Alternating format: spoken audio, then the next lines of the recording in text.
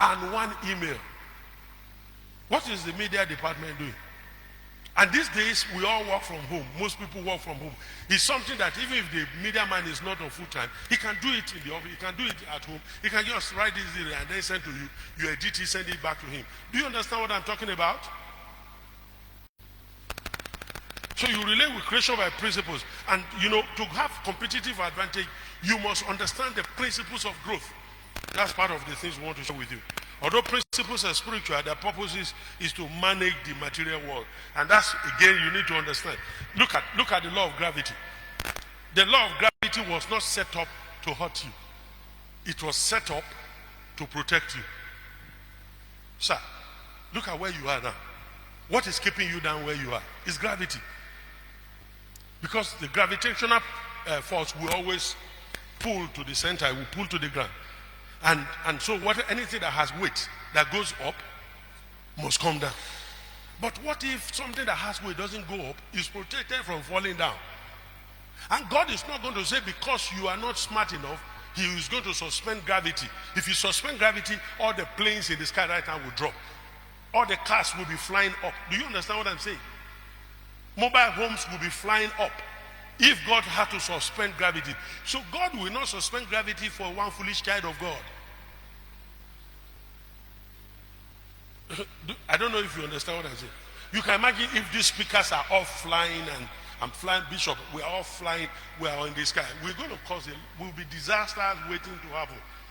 Because the chairs, everything will fly. So God cannot afford to suspend gravity. So he brought gravity to help us.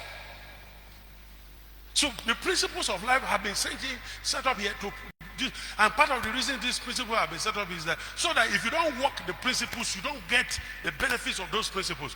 The principles of growth, if you fail to practice them, you can't get their benefits. Do you understand what I'm saying? You cannot get their benefits.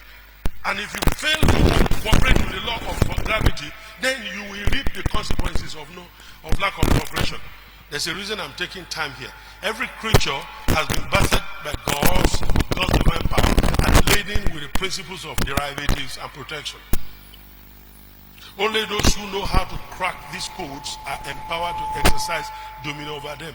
And since the Creator has seeded a portion of his capability into and through all these principles into nature, through these principles, he is unable to deliver their benefits to those who are not in sync with them, but out of order with these principles. If you don't know how to practice the principles of growth, you will not grow. Church people can offer very funny, excuses, funny things. One day, somebody came to me and she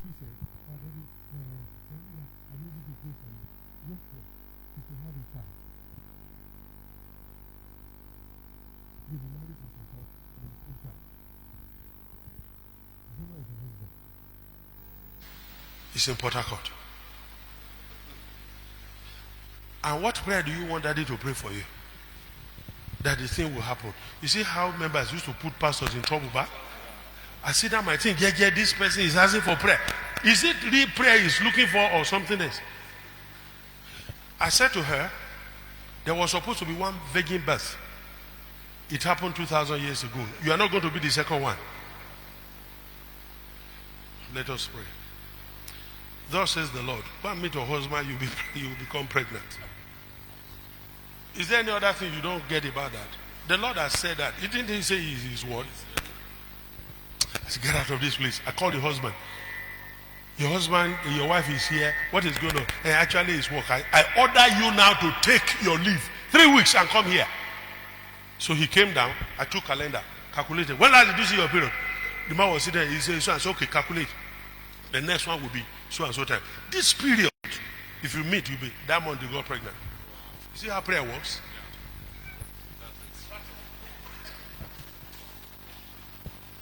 Now they have to later 2 children, 3. They say, hey, please pray for us to stop. It's not my job to pray for you. Go to the hospital.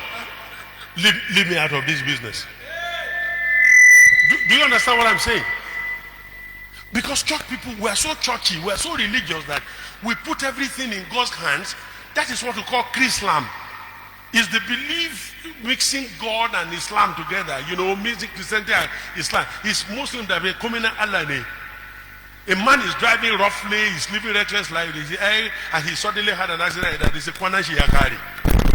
Okay, how do you, they say everything is from God? If everything is from God, what's the work of Satan? And which part do you play?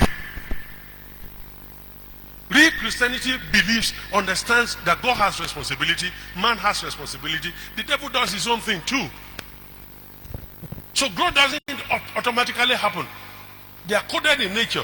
They are governed by laws and principles. Your job is to find out those principles and make sure you execute them. Okay? And that's the path of stressless life and abundance.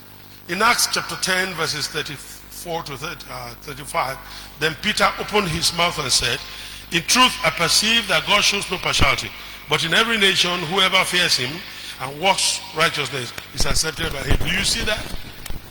And also another First Peter, we're told that God is no respecter of persons. God doesn't respect persons, but he does respect principles. He respects principles.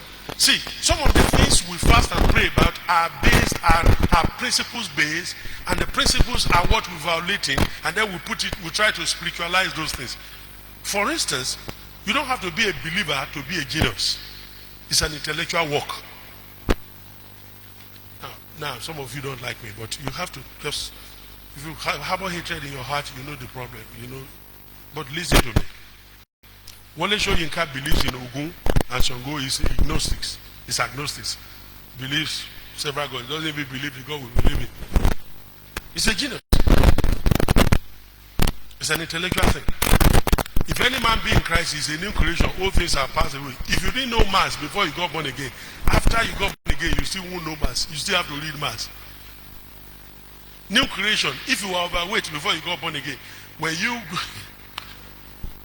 get born again, you still have to lose weight. So you have to understand why, if any man be in Christ, he's a new creation. You have to know what it covers. It's a spiritual experience.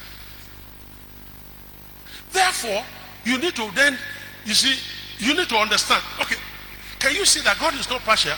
God did not steal, you see, this wealth transfer. Hallelujah. Wealth transfer. Incredible miracle bank alert. It's not the scripture now. He that does not work should not eat. God will say, hey, wealth transfer, and God is going to transfer the way he transferred the wealth of Egypt into the children of Israel. The children of Israel were in servitude for hundreds of years. Nobody paid them. By the way, they were cleaning those gold and silver. They were cleaning them every day. So if God said a portion of all they have done be given to the people, that is what they worked for. Let's not turn God to this God and assume that everything has to work by magic. If that will have worked, then the righteousness, the purity, the holiness of Lazarus should have earned him the money, the wealth of that rich man. He should have earned him that.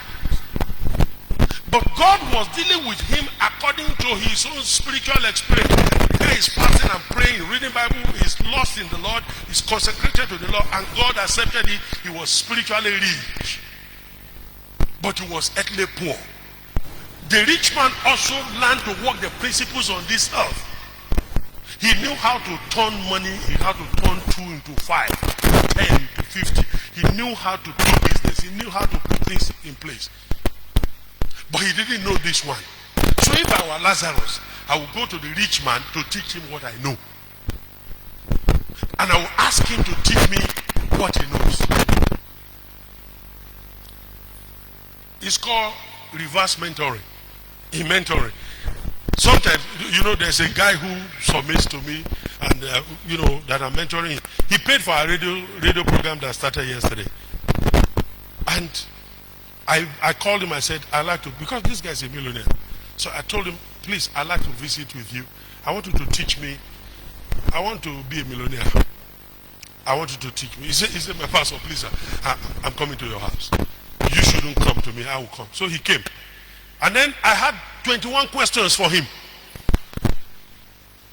And I began to ask him questions. I said, tell me, how did you make your money? Tell me the ethics of a business. Tell me this. And I began to ask him questions, and he was teaching me. He taught me for 2 hours. And then gave me subsequent appointments. And I was gone. I was thinking, no, this is a man that whenever I handle microphone, he would say, Pastor, how do you read Bible? Oh my God. Oh, please, Pastor, pray for me. He's always. But now we came into reverse what? Mentoring. It was his turn now to mentor me because he's good where I'm not very good. Do you understand what I'm saying? And then, in fact, when he went to the board, one day, he said, the next meeting was going to be in his office, and then he went there. He just went to the board, he said, look, every car is built from 0 to 60 per minute. He said the first way to make money is look for your 0 to 60. He said once you identify your 0 to 60, then your money is going to come from there. And then he began to be, he said, Pastor, I've listened to you for too long. Here is your 0 to 60, and this one, we're going to do this. He said, once we take care of this will happen. I tell you, you have a lot of money here. This one, this. You know, he was just breaking those things down, and I was writing down. Some of you will say, mumutiously, but I'm learning. I'm willing to forget that he's the man who sits under my ministry. Reverse mentoring. Because the principles of money are not same with the principle of being a prophet and apostle. There are two different things. God is telling me about his mysteries of nations right now. This person was telling me about this nation, about Sweden, about this. God will be telling me about nations and will be sending me around the world. It's not the same principle to make money. There are two different principles. To be a prophet or to be an apostle does not require certain things. It requires certain things. But if you're going to be a politician, it requires certain things. While I am busy, lost, and reading Bible and 3, 4, 5 hours, you probably need to attend one political rally. APC, people are meeting. You don't need to know how to grow your church. Because you have to be at the rally. Do you understand what I'm saying? So you have to understand the principle that governs where you are looking at. God doesn't respect persons, he respects his principles. And so if Lazarus, imagine if Lazarus had synergized with the rich man. He goes to the rich man and says, "Okay, please teach me." The man would have said, "Look at the sores in your body. What's the problem?" Say, "Well, okay, I didn't have means of this." Okay, go to the hospital, take care of yourself. When you're done, I will teach you how to make money. Then he comes in, submits himself to that man, and the man teaches him how to make money. He makes money. He's able to give something back in return. The man where Andrew Womack has his Bible school today in Colorado Springs, I've been there. I was there 2 years ago. Was owned by a very wealthy man who didn't know Christ, a white guy. And there was this nurse, a black woman, who was ministering to him, and he was teaching him. He was trying to do, he said, "There's nothing I need. There's nothing." He said, "You might have all you need here, but you are sick right now. I'm ministering to you, so you need me." That's also how your spirit is famishing. You need God.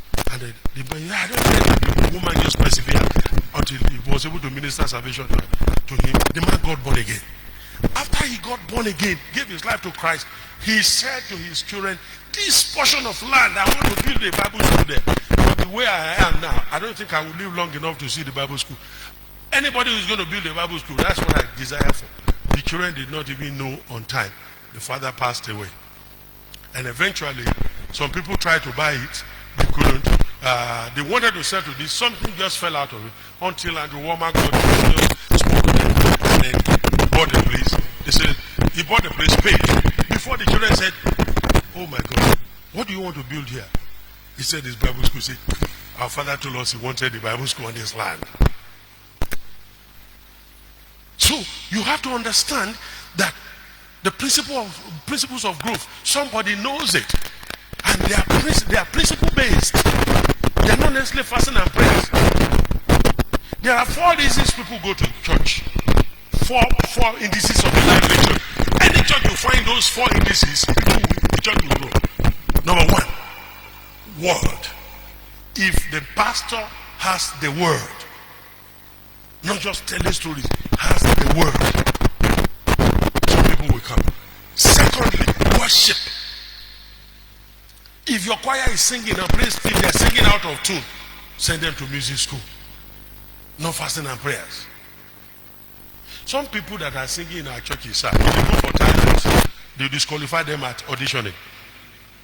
The only reason we resonate with you is because we are in the spirit. Bishop, it's because we are in the spirit, so we flow with your spirit. To God be the glory, and we say hallelujah. That's what we have. We manage that. But you need to go to Bible. You need to go to music school. So word, worship. The third thing is fellowship. People don't like to go to churches where they are lost. They want to be able to connect with each other, share their burdens with somebody. If a person is isolated in the church and they come around and somehow they're isolated, they don't have people to share their burdens with. They don't last in such assembly. Once they are coming in Nicodemously and going Nicodemously, they are not yet committed. And the fourth thing is prayer. So the word, worship, fellowship, and praise. Those four indices are indices of a life in the church. There are other things you could do to grow the church. I hope Pastor Neil talks about that. So although God is not a respecter of persons, he is a respecter of his principles. And invariably, he respects his principles no matter who practices them. That's why marketers are succeeding. You know, why is it that in the days where they use this advert for Motina? Wow, I feel good. You know this song, James Brown. Right? Why is it that if you hear that unconsciously your mind goes to Motina? Because Motina got a right towards that to use that for the advert and to do this. The moment, even now, I see people use that to trick people. They say, "Wow!" The moment I hear that, Motina comes to mind because they stuck with that music for so long that you would think the song was produced for Motina. They were following a principle. It's the principle of repetition. You see, in psychology, they say repetition is the mother of learning. That is, everything that you hear, if you hear it for the first time, you lose 90% of it. You hear it 3 times, you are able to retain like 30%. If you hear it about 7 times, you can retain close to 60-70% of it. By the time you hear it 10, 12, 14 times, you retain 90% of what that person has said. You know, one of my sons here now, he told me yesterday, he was invited as a guest to minister somewhere yesterday. He said, Daddy, he said, I just went there and I was preaching your sermon. I just found myself flowing, just saying the things you will say. And when I finished, they said, where did you get this thing from? Can you come to preach on Sunday? So they gave him a new invitation. I told him, I said, you have listened to me too much not to produce that. You've listened to over 60, 70 different messages. So literally when I'm talking, when I try to use, say yes, you use that illustration in this message, you use this one in that message. He knows so he has become, his flesh was now becoming the word. Do you understand what I'm saying? These are principles. Growth is an act of or process or a manner of growing and developing. And it is gradual. It is a gradual increase and a natural increase in size. It is the process of forming or developing something, an increase in the number or the amount or the size of something.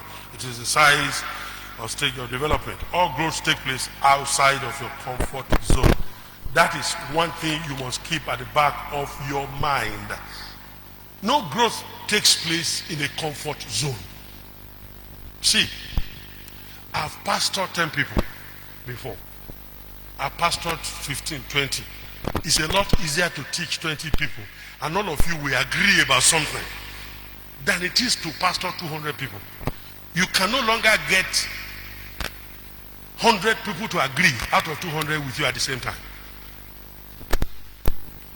So it makes you uncomfortable. Growth is an uncomfortable thing. It's an uncomfortable thing. You know, like these people used to say, the size of Yoruba people say, the size of your head is commensurate to the size of your head. If you have a small head, you have a small headache. You have a big head, you have a big headache. You have a big, something like that. You just find out that when you have to be, ask Bishop now, He's here, he's in Zaria, he's with PFN, he's with Christian Pilgrim, he's with Khan, he's with. Ask how he has to divide his time. As he's seated here, he's ministering in Kuje, and he's still sitting here. Do you understand what I'm saying? And he will be in Kuje today. And on and on and on and on. So you find that people think that it's an easy thing. Growth is not a comfortable thing. But the good thing is that you are never the same. You grow larger, your capacity enlarges. You become better at what you do. And then you become better in your management skill. How to manage your time, how to balance your life. By the time I went to see him this morning, and I saw him, he was working, he's preparing for where he's going to minister. He still wants to be here. He wants to be there. You see, you begin to know how to balance yourself. And that is what growth does. It forces capacity enlargement. And let me quickly drop this in case I don't have to get back there. Every human being has his elastic limit. Whenever you get to your elastic limit, if you don't reinvent yourself, your growth ceases. That is why you have been pastoring your church, and in the last 5 years or 2 years or 3 years, you have not been more than 200 people. Or you've not been more than 100 people. You say, we've been at this particular point, every day we're either 80 or 100, or we have not gone more than 110. It's because that is your elastic leadership, elastic size. So how do you then break that over? You have to now go and recycle that leather and then take it back to the process and increase its capacity to expand. Because if you force the time you get into and people stay around you in a week or 2 weeks, things will change. I said, why? He said, because you have something. My capacity is large. If a man's capacity is 1,000, give him 50, he will make it 1,000. But if a man's capacity is 100, if you give him 10,000, he will reduce it to his capacity. So, and I can tell you so many companies outside this country or this country where they buy dying businesses. When they buy an organization that is dying, companies that are dying, when they acquire those organizations, the first thing they do, they fire all the executives. From their head to they fire them. Why? Because if they were that good, that organization should not be dying. So whenever you get to your pastoral elastic limit, your church will never grow beyond that. And I've always told pastors, the first thing to do when you've gotten to your limit is reduce your activities. Let some people help you. Then begin to rebuild your own capacity. Now that is called reinvention. You now need to reinvent yourself. In reinventing yourself, go for training.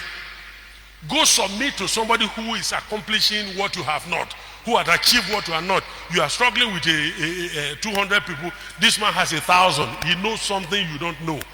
He has something you don't have. Go to him. Submit to him. Let him show you what he's doing that is working. And then see how to adapt those principles. Because growth is not accidental. They are deliberate efforts put in place by practice of principles. Do you understand what I'm saying? So we need to then understand that personally, when you begin to put this within yourself and begin to grow from within, and people ask me, how do you grow yourself? Well, my style of growth is simple. I study a lot. I meditate a lot. I think through what I've learned. And I listen a lot to people. I listen to preachers. I listen to different people. I listen to, and what they're not saying, what they're saying, what they're not saying, I hear all that. And I take in a lot. But most importantly, the moment you're talking to me, instantly I take mental note of what you're saying. Secondly, I take a written note of what I've learned. Thirdly, I look for somebody to teach it to within the first 3 days of learning that thing. Because the rule of teaching is this: the more you teach what you know, the more you know what to teach. So in the first 3 days of learning that thing, I will teach it to somebody. The more you teach what you know, the more you know what to teach. I was a teacher before I came into ministry, so I can tell you, I taught economics and commerce, so I can explain that to you a lot. there are some topics that you don't know how to teach the student, and it could be difficult and you're struggling with. But once you get there, you begin to teach, the thing opens up to you. And that's how it is. You ask, as a preacher, you know that sometimes God is dealing with you, He's giving you some scriptures. It's when you are teaching people that the Holy Spirit helps you with illustrations that, you are able to deliver. Okay? So the first 3 days, so I take mental note. Secondly, I take written note. Thirdly, I teach out what I've known. And fourthly, I make sure the first 3 to 5 days, I practice what I've known. I will use it. If it's a new word, I use it in text message or in writing. If it is a new revelation, whatever it is, I make sure that I use it, I utilize it, I practice that thing. And once I can do that, I own that revelation. Do you understand what I'm saying? And I take time out to grow myself from within. When I'm growing myself, I cut back on my invitations. I don't take too much, but I take more in, taking more. And I'm looking at areas I'm not improving, areas I'm deficient, areas that I want to build on. If it is the area of growth, and I'm struggling to this, and I go to somebody, and then I'm thinking through, and I'm looking at this, I'm looking at that. And do you know that I was teaching? I've taught on the talents and all that. When a rich man taught me that thing, the guy I went to submit to teach me, when he explained that to me, I saw it in a new light. He just took that thing and broke it, and I said, oh my God. I said, I've never seen that before. But that is what he applies in his business.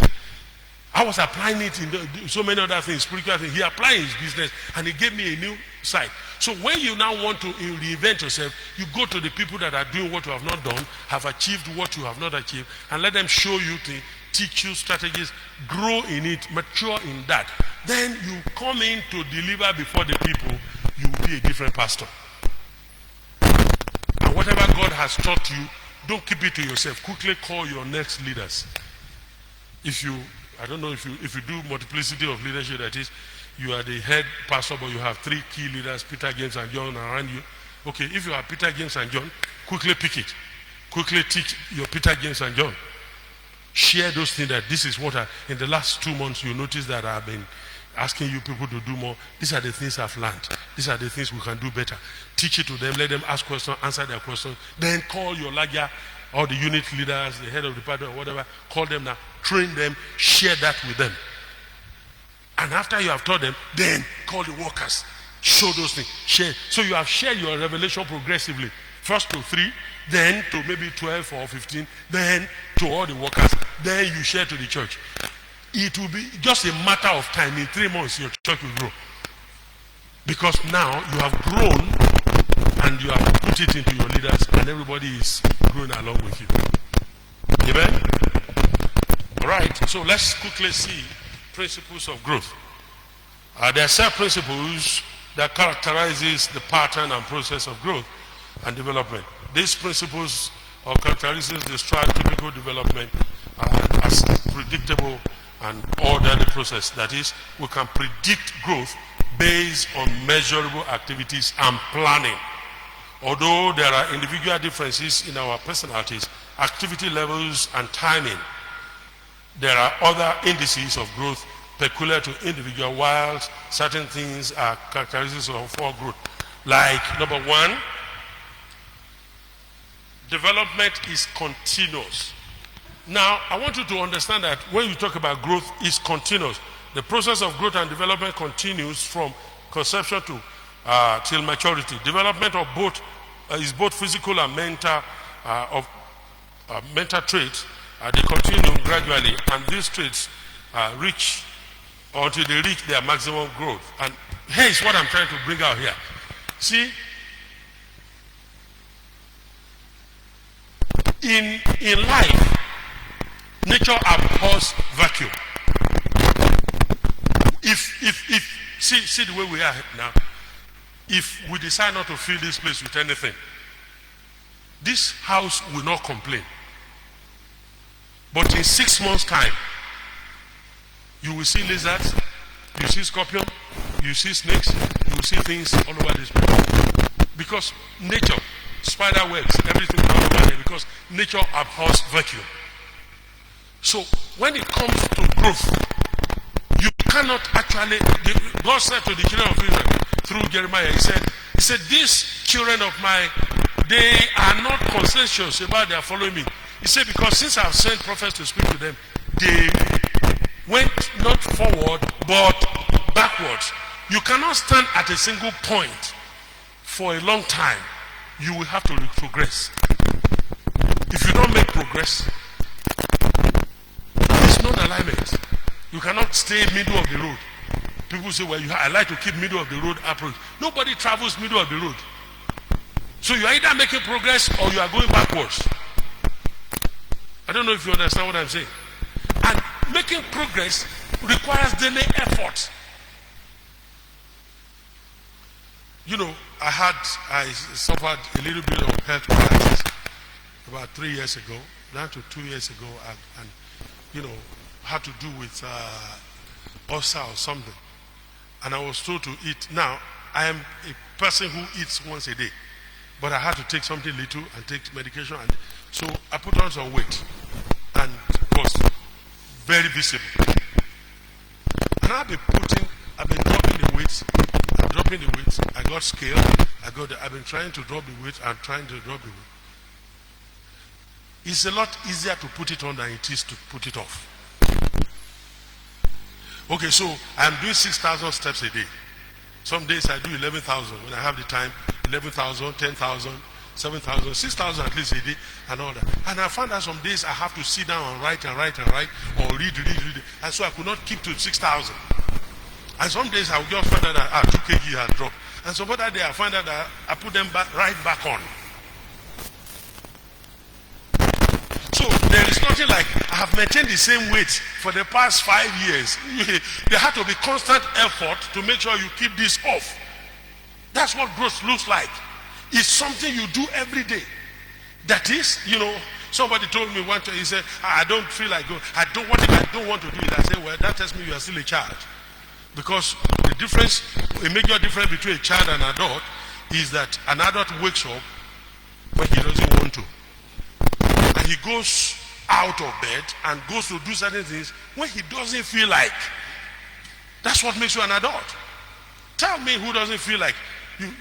This morning I woke up by about, some minutes to 5. And meanwhile I was up in the night a couple of times. And I still woke up by 5 and I just felt like, Lord, let your servant. But the way I was feeling, if I close my eyes, chances are that I won't be here when I was here. So what makes us adult is willingness to wake up and push ourselves. And growth may look tedious. Try retrogression and see how difficult it is. If your church starts to go from 100 to 60 to 40, you will see how interesting that could be. So it is a lot easier to grow. Because as you start growing, a lot of people don't know that I never had weight until some years ago. I was like 1 for most of my life. Just like that. But when I began to grow in ministry, and I started having people managing this, managing that, and I concentrated on praying, concentrated on studying, concentrated on writing, concentrated on doing other, and people were managing other things for me. And one day I woke up and I found myself move. I said, what? Who is this?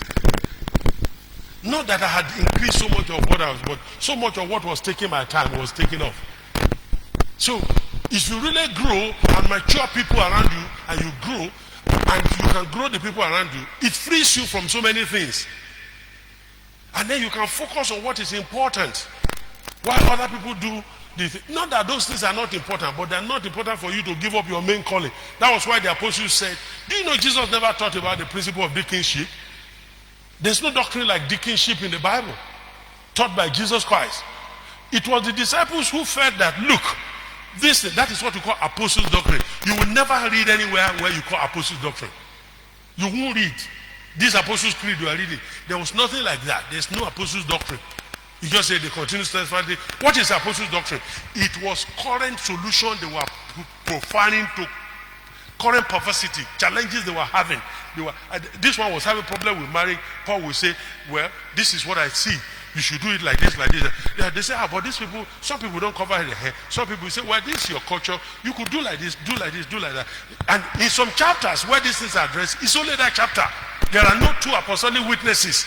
And you cannot, in doctrine formulation, you cannot formulate any doctrine that is mentioned in only one chapter if there are no 2 or 3 apostolic witnesses in the New Testament.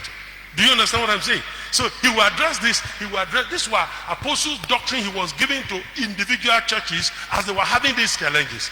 So when they now found out that the main key leaders who were to preach the word were now having to share bread, you have you taken your own egg? Okay, take. And Peter will say, how long are we going to do this? Let us appoint some men. That's what gave back to the principle of DKG. And there are still many apostles' doctrine that will come into your local assembly today, not because of, but by reason of growth. You begin to set up structures that will take care of certain things to free you to do what God has called you to do. Do you understand what I'm saying? Principles of growth number 2. So growth is continuous. It's something you must learn to say this. If today, if you started this year with your attendance with 120, and at the end of this year, your regular attendance is still 121 or something is wrong. You are not growing. It's time to reinvent yourself. Instead of now spending the first 2 months of the year, January and February, fasting and praying, go for training. Ask us. Some of us who have done that before. Somebody told me, well, I want to plant church, I don't know. I said, ask me, I planted so many churches in my lifetime. I can tell you how to plant churches. I mean, it's my second nature. So go for training. Pay trainings. Let them teach you. Pay money. Train yourself. Go for capacity language. Go for counseling. Go to people that have accomplished. It is continuous. We must continually grow. Number 2, it is gradual. Again, this is another thing. Some of us don't know how to set goals. We don't know how to set measurable, attainable growth. And so our goal is, I say, we're 100 now. By the end of next year, we'll be 1,000. Somebody told me, he said 1,000 souls. I said, how many are you? He said, we're 45. I said, why not set attainable goals? Why not set attainable goals? If you are weighing 200 kilos, don't just say that by next week or by the end of the month, in 2 months' time, I'm going to become 100 kilos. That's not how to set goal. You'll be discouraged when you don't see the thing happening. So okay, you are now 50. Set a goal to say the first quarter, if we can add 5 people, the second quarter another 5, and third quarter, if we can add 20 to this, by the end of the year, we should become 70 people or 75. Don't be too ambitious. Just tell your members and your leaders 75 people. So be targeting those things. Discipling the people, walking among them, sending them out, keeping all the necessary indices. By the time you do that, you might end up having 80 or 90. But if you say you're going to make 100, you are not yet 50 now. I'm going to make 100. How are you going to do? You say, we will organize miracle cantata, Holy Ghost bonanza, music extravaganza. And by the time you do, people will gather. People will gather and they will eat whatever food you have to eat. They will do your music and they will go back to their churches. You are not putting structures in place. How do you personalize a visit to the people? They call, they follow up, and make sure they are born again, make sure they are disciples, and train your people to know how to follow up and to disciple. So it's a consistent thing, and don't be too ambitious. Don't be too ambitious. You know, a lot of us too, the reason we don't save is because we are looking for, you say, if somebody gives me 500,000 now, I will save 300,000. It's you. See, after the 5,000 they gave you, just save 2,000 there, or 1,500. That's the way to begin savings. Do you understand what I'm saying? Don't be too ambitious. It's gradual. Take it a little by little by little, little by little. I asked somebody, how much is the saving? He said, my salary is not enough. It's just 40,000. I said, if you can't save 20% of 40,000 when you have 400,000, it is a lot more difficult to save. Because there's something called the law of Parkinson's. The law of Parkinson's, many of them, one of the laws of Parkinson's is that if you employ workers and you don't give them work to do, their hands will find something to do. That's not work. Another law of Parkinson's is that your needs will always rise to your income. It will rise always above your income. One of my brothers was receiving like 250,000 or something. All of a sudden, he got a job where they started paying him 1.5 million in a month. He told us, said, there's no problem. We're going to have money. He earned the first salary. He just found out that the car was not in order. He need to do this, he needs to pay. And then the children's school fees. Once he paid the children's school fees, he was left with a couple of hundreds. He had to pay this rent. He had to do. He said, bros, there's no money. I say, you are caught up with the law of Parkinson's. There will be needs to rise up to meet with whatever you have. So it's discipline. You do not save money by saving, spending, and saving what is left. No, you save and spend what is left. Not that you spend and save what is left. So this discipline is gradual. Is that okay? Yeah, I think I have 5 minutes more and I'll be out of your way. Number 3, developmental is sequential. So now, again, here is it. Somebody was saying to me, Pastor, and I try to use this because most of you are leaders and all that. You are looking at, we're going to grow. Okay. So how are you going to say? I know our finances will grow. And we're going to get this and we're going to get that. I said, no, that you are putting the cart before the horse. So they had land. They said, why don't we use this land, build room and parlor, or build two rooms or one room self-contained, and then we rent it out and use that to build the church. I said, you're putting the